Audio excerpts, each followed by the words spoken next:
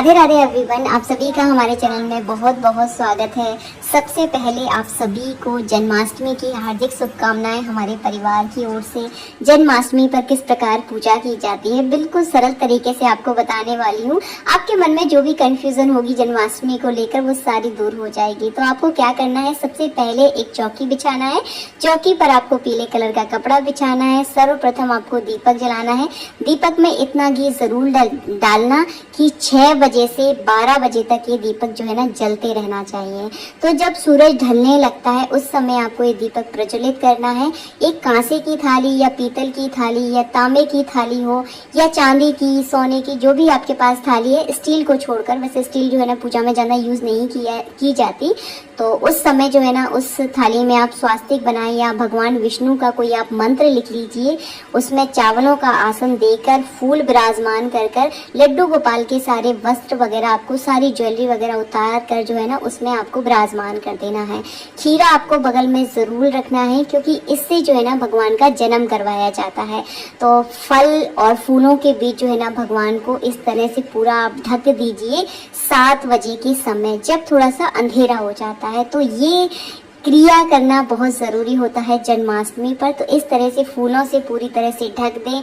ढकते समय इस प्रकार का ध्यान आपको ज़रूर रखना है कि भगवान को किसी प्रकार की कोई दिक्कत नहीं होनी चाहिए। अब हम मिलेंगे आपको सीधे 12 बजे के बाद।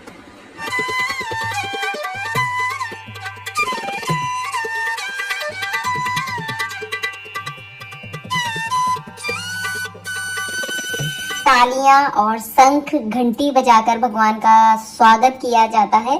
तो आपके घर में जो भी है, घंटी है, शंख है और कुछ नहीं है तो ताली बजाकर जो है ना भगवान का आपको वेलकम करना है, स्वागत करना है। इसके बाद जो है ना जितने भी फल वगैरह हैं सब आप प्रसाद के रूप में बाद में पूजा के बाद बांट सकते हैं। पहले आप सारे फल वगैरह हटा देना, फूल वगैरह आपको सारे हटा देने हैं। उसके बाद किया जाता है नाल छेदन। तो ये बहुत ज़रूरी होता है। खीरे से भी करते हैं काफ़ी सारे लोग कद्दू से भगवान का जन्म करवाते हैं।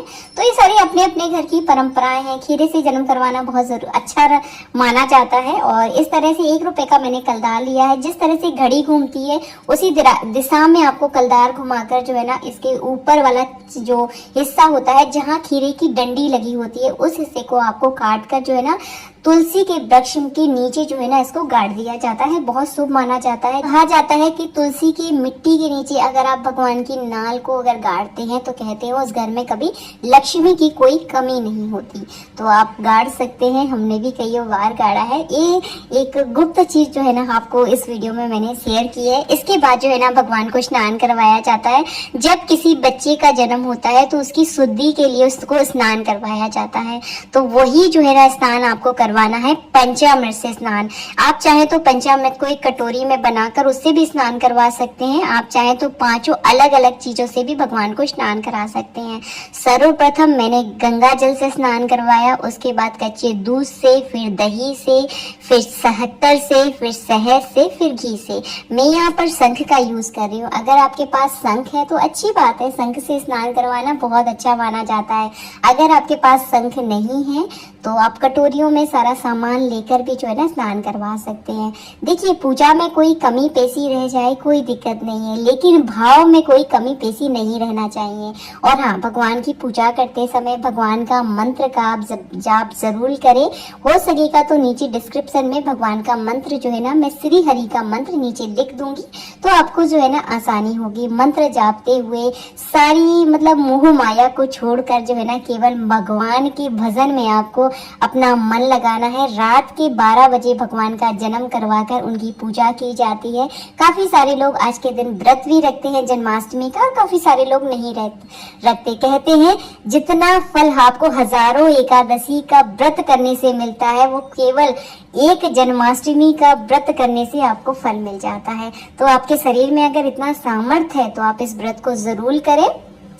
इस व्रत में अन्न तो देखिए नहीं खाया जाता, आप कोई फलाहार वगैरह खा सकते हैं, और जैसे देखिए आपके घर की परंपरा रही हो, क्योंकि हर जिले की, हर राज्य की एक अलग जो है ना परंपरा होती है।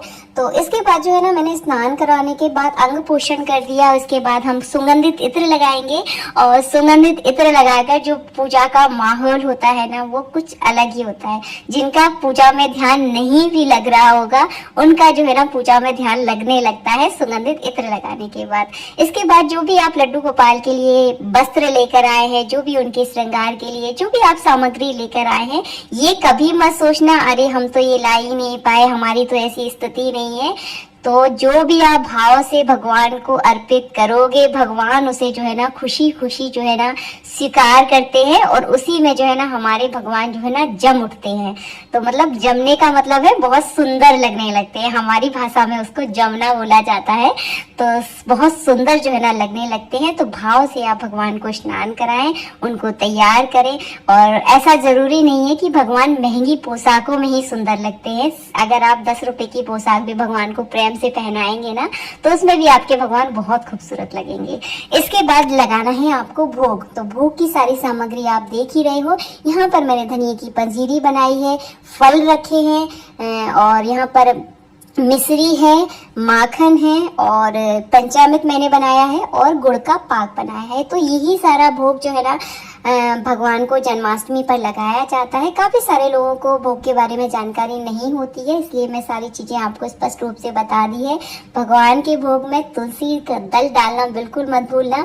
अगर आप तुलसी दल नहीं डालेंगे तो भगवान बिल्कुल इसका भोग नहीं लगाएंगे। रात को 12 बजे काफी जगह परंपराएं है, हमारे यहाँ पर भी ये चीजें मानी जाती हैं कि रात को 12 बजे अन्न जो है ना नहीं खाया जाता। इसीलिए ऐसा भोग हमें लगाना चाहिए भगवान को जो कि फलाहारी हो। इसीलिए जो है ना जन्माष्टमी पर ये परंपरा चली आई है कि फलाहार से बनी हुई चीजें जो है ना जन्माष्टमी पर भोग लगाया जाता है। और फिर देखिए सब जगह की अपनी अपनी परंपराएं होती हैं, और मैं विशेष परंपराओं पर जरूर जोर देती हूँ क्योंकि हर घर की एक अलग रीति जो है ना होती है। इसके बाद आपको झूला डालना है भगवान के लिए। जो भी आप पालना लेकर आए हैं वो पालने को अच्छे से फूलों से सजा दें, और फूलों की खुशबू इतनी सुंदर होती है, इतनी मनमोहक होती है कि पूजा में जो है ना 4 चांद लगा देती है। तो सर्वप्रथम आपको पालने का पूजन जरूर करना है। थोड़ी सी हल्दी लेना, आप हल्दी चावल पालने के ऊपर स्वास्तिक बना दीजिए, या सिंपल एक टीका भी लगा देंगे तो भी चलेगा।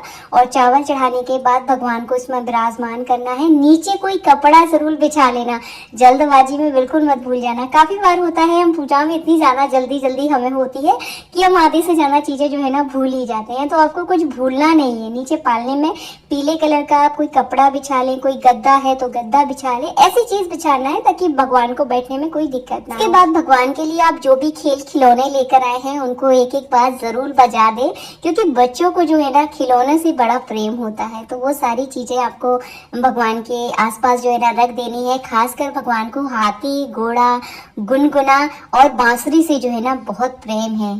तो ये सारी चीजें जो है ना उनके लिए आप जरूर लेकर आए। और बाद में इन पूजा में इनको रखने के बाद में सुबह आप किसी भी आपके घर में कोई बच्चा है या बाहर आपके आसपास कोई बच्चा है तो उनको ये सारी चीजें आप दे सकते हैं। अगर कुछ भी ना मिले तो बांसुरी आप जरूर लेकर आना। आज के दिन घर में बांसुरी अगर बजती है बहुत शुभ मानी जाती है। आपके जीवन में उन्नति और प्रगति के लिए ये बहुत ज्यादा शुभ संकेत जो है ना माना गया है। इसके बाद आपको आरती करनी है। घर में सभी को जो है ना 12 बजे आज के दिन आप जरूर जगाएं। छोटे छोटे बच्चों को भी जगाकर जो है ना इस पूजा में सम्मिलित जरूर करें। और खासकर बच्चे तो बड़े उत्साहित होते हैं, हमारे कान्हा जी का जन्मदिन है तो इस दिन को जो है ना बड़े उत्साह के साथ आपको मनाना है। और हाँ, बाद में आपको कान्हा जी की नजर जरूर उतारना है। आज तो हमारे कान्हा जी का जन्मदिन है। शंख से आप कान्हा जी की नजर उतार सकते हैं, मोर पंख से कान्हा जी की नजर उतारी जाती है। हो सकेगा तो इसका एक सेपरेट वीडियो मैं जरूर लेकर आऊंगी कि भगवान की नजर कैसे उतारी जाती है। तो मेरे पास मोर पंख की भी थे तो मोर पंख से जो है ना मैंने इस तरह से नजर उतार दी है। और हाँ, अगर आपके पास मोर पंख है तो पूजा में मोर पंखों को आप जरूर रखिए। भगवान की पसंदीदा चीजें रखने से भगवान बहुत जल्दी प्रसन्न होते हैं। किसी को आप उसकी मन पसंद चीज दे देना, जो है है ना वो इंसान अपने आप प्रसन्न हो जाएगा। तो उनकी सारी मन पसंद की चीजें आपको जरूर करनी है, और जिस दिन जिसका जन्मदिन होता है वो तो उसी का दिन होता है, तो इसीलिए उस दिन जो है ना उनकी पसंद का आपको विशेष ध्यान रखना है। बाद में जब पूजा हो जाए उसके बाद आप इस प्रसाद को पूरे घर वालों में बांट सकते हैं। अगर आपने व्रत किया है तो धनिये की पंजीरी खाकर इस व्रत को पूरा किया जाता है। तो इस कार्य को आपको जरूर करना है, और रात में ही सबको प्रसाद बांटा जाता है। अगर बाकी घर के सदस्य अगर सो गए हैं तो सुबह भी आप इस प्रसाद को बांट सकते हैं। ऐसा नहीं है कि सुबह नहीं खाया जाता, बाद में आप सुबह भी इस प्रसाद को खा सकते हैं। और हाँ, तुलसी डालना बिल्कुल ना भूलना। और कोई चीज अगर आपको समझ में नहीं आई है तो नीचे मुझे कमेंट बॉक्स में कमेंट कर देना, मैं वहां पर आपको रिप्लाई जरूर दूंगी। और आप सभी को जन्माष्टमी की हार्दिक शुभकामनाएं मेरे परिवार की ओर से। सुबह होने के बाद जितने भी खेल खिलौने आपने भगवान को अर्पित किए हैं वो सारे खेल खिलौने आप छोटे छोटे बच्चों में बांट देना। बच्चे प्रसन्न हो गए तो समझ लेना आपके कान्हा जी प्रसन्न हो गए। जन्माष्टमी के दिन अपने जीवन में तरक्की और प्रगति के लिए जो है ना आप गोपाल सहस्त्रनाम का अगर पाठ करते हैं तो इसका अनंत गुना फल आपको मिलता है। तो अगर आप करना चाहते हैं तो जरूर करें गोपाल सहस्त्रनाम का पाठ। आप रात में 12 पूजा करने के बाद 12 साढ़े 12 देखिए हो ही जाते हैं, एक आध घंटा तो हमें पूजा में लग जाता है। तो पाठ जरूर करें जितने भी आप कर सकते हैं। उसके बाद अपने गोपाल जी को आप सुला देना। ऐसा नहीं है कि उनको झूले में ही बिठाल कर ऐसे छोड़ दे।